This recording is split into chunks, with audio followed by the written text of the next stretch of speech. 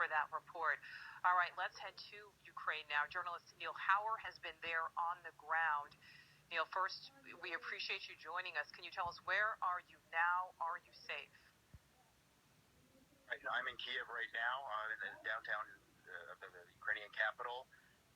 It's been quiet, fairly quiet for the last few hours. Some explosions in the distance, but we have been told, we just received word from Ukrainian defense officials that there is supposedly going to be a Russian air raid on Kiev at 3 a.m. So just after this interview, I'll be heading to the shelter. Okay, well, and that was my next question for you, Neil. What are your immediate plans? Obviously, you're going to the shelter, but do you plan to stay after that? I think so. I mean, honestly, I'm still sort of deciding myself, but there's enough other journalists here that I think that if the more experienced ones were taking off, I would be leaving as well. But there's 3 million people in this city, and so not all of them can be leaving either. I mean, as you said, it's a country of 44 million people, so a lot of people will be staying here. Well, Neil, things have really escalated so much in just the past 24 hours. Can you maybe walk us through your day starting at this time yesterday?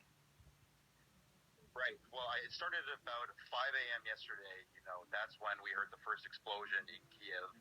And a couple minutes later, there was another one. And over the course of the next hour or two, maybe 12 to 15 cruise missile strikes on targets in Kiev.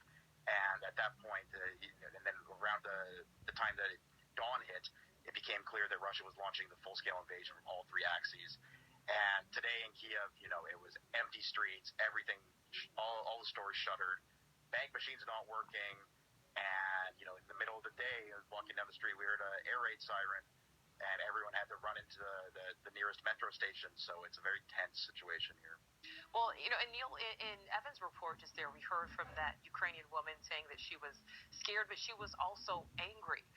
Do you think that these increased sanctions announced today by President Biden, will they make a difference?